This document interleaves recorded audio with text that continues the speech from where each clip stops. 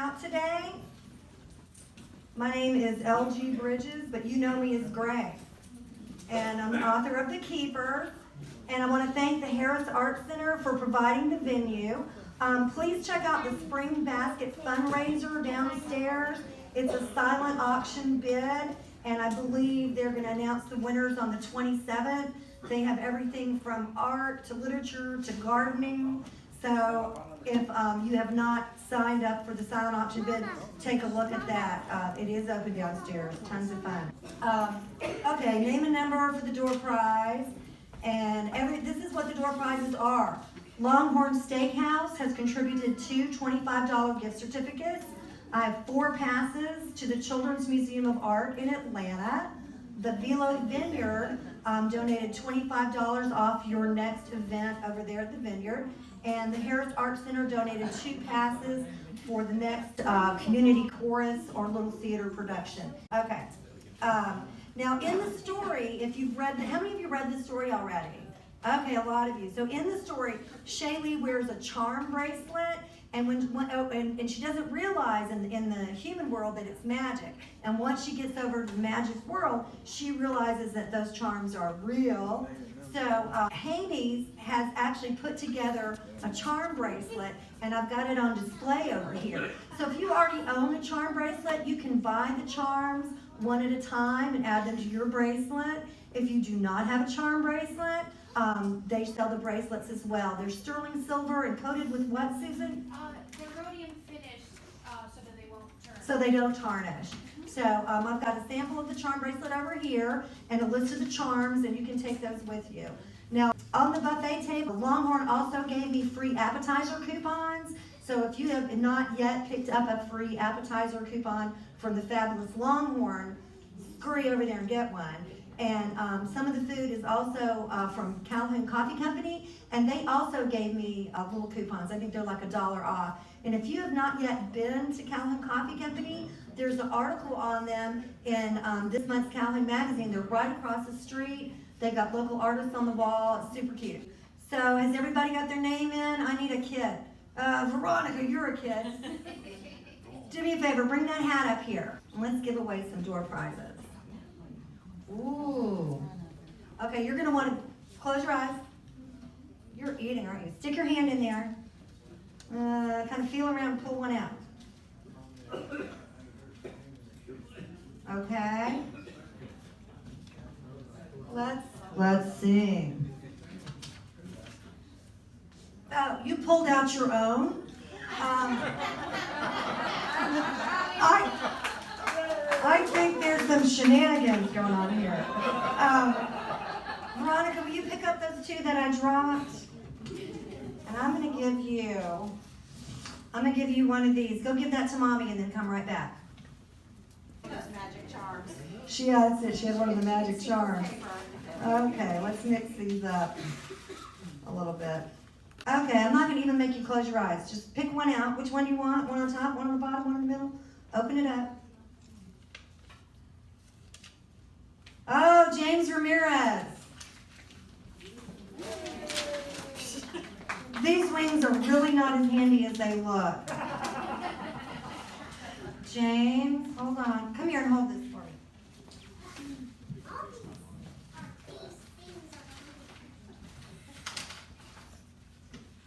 Here you go, some passes to the Children's Museum in Atlanta. They also advertised in the book. They're great. While you're down there, Veronica, okay, go get those to Mommy. Thank you, James. Big round of applause for James. James. Okay, pick another one out. Pick one.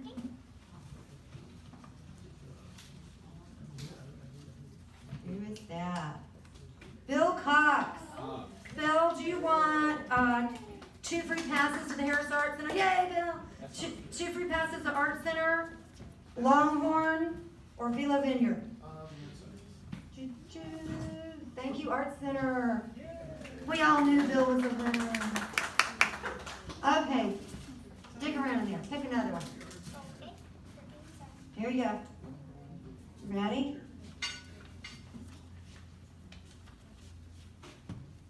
Jane Powers Weldon.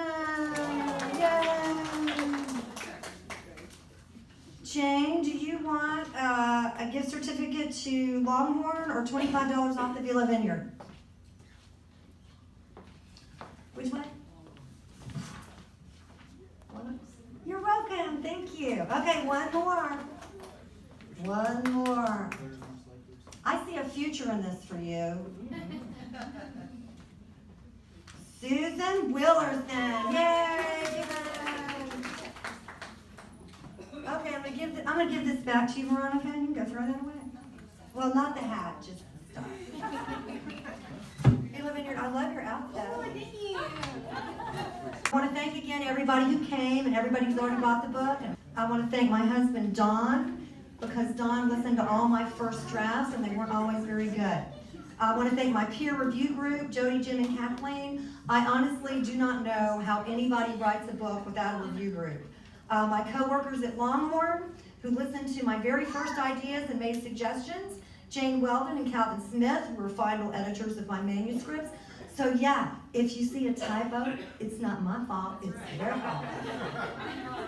Eric, who took my picture for the back of the book and who's here today taking pictures. Calhoun Times for the story they did on me. Calhoun Magazine for that nice spread. If you haven't gotten Calhoun Magazine this month, there's some in the foyer. Christy, who helped me set up the website. Susan Powell, who let me borrow her top hat. Everyone who advertised in the back of my book, which helped defray publication costs. And most of all, Cindy Tucker, who is supposed to be retired, but spent many, many long hours editing and re-editing and adjusting pictures and sending to Amazon and sending it to Kindle twice and altering my dress because I've gained 15 pounds. So if y'all would please give a big round of applause to Cindy Tucker. Thank you so much. And thank you to my friends who brought food and are working today. Linda, Kathy and Gracie, Alberto, and Eric. Thank you so much for coming and helping out. Okay, do y'all want me to read? I gotta start practicing walking around in these wings. Okay, so here's some backstory if you haven't read the book. 13-year-old Shaylee and her dog Maddie live in the Shiloh Hotel, which is across from the Botanical Gardens on Piedmont Road in Atlanta. And the hotel has been owned for generations by Shaylee's family, and it's full of gadgets and secret passageways, and all kind of crazy people come in and out of the hotel. There's a magician who's a permanent resident that lives on the 3rd floor. Shaylee and her mom live on the 4th floor. As the book opens, Cirque du Lune, cleverly disguised Cirque du Soleil, is in town and they're at the hotel. And her mom's best friend is also Shaylee's fairy godmother, and her life coach is a dwarf, and just all kind of crazy people kind of in and out. Now Shaylee's about to turn 13, and the biggest concern in her life is her birthday party. She always has, her mother gives her a party that's a circle of elders spewing advice. She doesn't want it. She wants a normal birthday party like a normal kid. And there's some other things that she wants. She wants more responsibilities. She wants to be treated more like an adult. She wants a more adventuresome life. It's boring at the hotel. She wants to have some fun. Well, be careful what you wish for. Here's my little blurb I'm gonna read. When Shaylee and Maddie chase a pie-stealing weasel through the doors of a vintage elevator, they find themselves in a magical and dangerous alternate universe. They uncover a plot that could plunge both worlds into chaos, but don't know who to trust with their secret. Follow the pair on their action-packed journey home. So I'm going to pick up right where they have chased this weasel thing. They're chasing it. The green weasel thing took off running with the pie in his mouth. Shaylee was right behind him, through the ballroom door where Bastian was missing at his post, into the hotel lobby, which was currently deserted, past that creepy Mr. Leopold, who hardly glanced in her direction, around the reception desk, where Ray had his back turned, and toward the elevator lobby. Between the two modern elevators stood the ornate bronze doors to the hotel's original 1866 Otis lift, which was purely decorative. It didn't even have a shaft. No matter, the animal jumped in the air, slammed into a shimmering up button that Shaylee had never seen before, and the doors opened. Shaylee did not have time to fully contemplate this event when she dove into the antiquated lift seconds behind the creature. Just before they snapped shut, Maddie slid between the closing panels, careened across the floor, and crashed into the wall. Shock and surprise, the non-working Otis began to rise. In spite of the fact that there were only 4 floors to the vintage hotel, a button to a 5th floor flickered, then lit up on a previously non-existent control panel.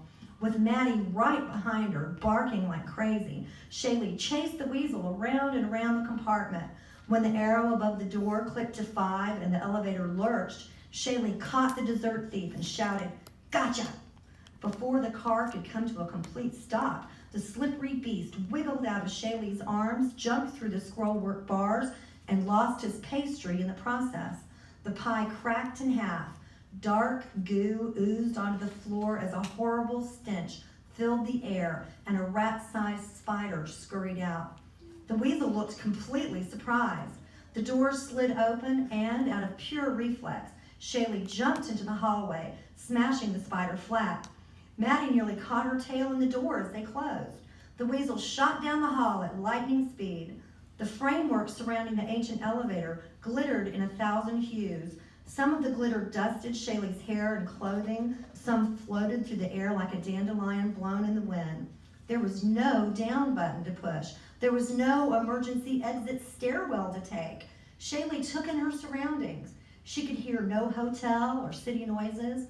There were no guest hallways. There were no guest doors. There was only the small elevator lobby and a tunnel-like passage directly in front of them, which seemed to bend off at a distance well beyond the logical confines of the Shiloh. "Now what?" Shaylee asked her dog, not expecting more than a whimper or a wag of her tail. "I have no idea," Maddie answered. For a moment, Shaylee couldn't speak. She finally managed to sputter. "I didn't know you could talk." "You never asked," Maddie replied. So that's kind of their intro into the magic world. Thank you. For those of you that don't know, a big portion of the book takes place in a place called Drog. And Drog is Calhoun thinly disguised. So it's the downtown Calhoun area. And this little next part I'm going to read, they have befallen all kind of traps and people chasing them and horrible things along their way, trying to get to Drog, to the portal back to Atlanta. So do y'all care? Do you want to hear another little chapter about Drog? Because I probably won't read this at other readings, but since it takes place in Calhoun, I want y'all to hear some of this. So they cross a bridge that doesn't exist here, and they pass some houses, and they see some statues in the yard. Okay, they can see the town square a few blocks ahead. "Sure is quiet for a Saturday night," Shaylee commented as she kicked a golf ball-sized rock out of the way. I know, we need to get a little more hopping down here. That part was true. Drog seemed to be littered with similar small, round rocks. Upon entering the village proper, the first thing they came across was the library. Out front, a stone dog hiked his leg on the wall. Maddie's ears perked and she said, "Why would anyone want a statue of a dog going tinkle, especially in an institution of learning? And of all places, why at the entrance?" "Why would anyone put statues in the middle of the street?" Shaylee surveyed the town square as they hurried down the sidewalk. "Or statues of people smoking cigars in front of Calhoun Coffee Company, or lining up at the theater." "Look," Maddie nodded toward Haney Jewelry Company, where a statue examining a pocket watch stood out front. "Oh, Maddie." Shaylee examined a mother with a baby in a stroller and stroked their stiff gray faces, every strand of hair, every wrinkle in their clothes, their vivid expressions. It was all too perfect. "These aren't mere statues. Something's horrible has happened here." Maddie sniffed the nearest figures, a couple of guitar-toting musicians walking into a place called Pete's Music Company. "The Drog Inn and Tavern," Shaylee pointed out a 2-story building on the corner, and they ran down the sidewalk, their steps echoing eerily in the silent town. When they arrived at the inn, they could see a rigid maitre d' holding open an oak and glass door for 3 dwarves who seemed frozen in the act of talking and laughing. Shaylee tried pushing the door open a bit more, but it wouldn't budge. "It's stuck," she announced. "It appears as though," Maddie inspected the doorway, "everything in the village has been turned to stone."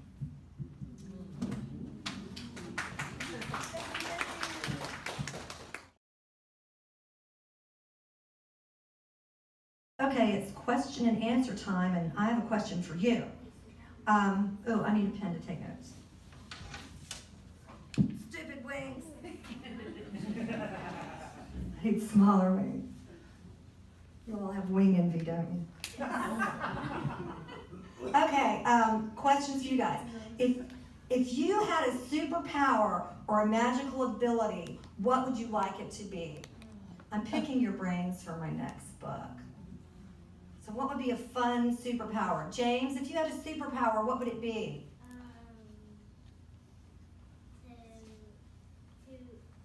To unfreeze the stone people in Calhoun so they can live their lives. What do you say, Brianna? I said to unfreeze the stone people. Oh, good, to unfreeze people. That might happen, you'll have to read the book. Okay, what else? Does anybody else have a superpower, or like if they had a magic ability, what they would like to be able to do? Flight or teleportation? Fly. Fly, teleportation, what'd you say, Jim? Float. Y'all think about it, if you think of some other ones, let me know. What? To be able to see what, Cindy? Anything really. Oh, to be able to see it again. Oh, old people are here.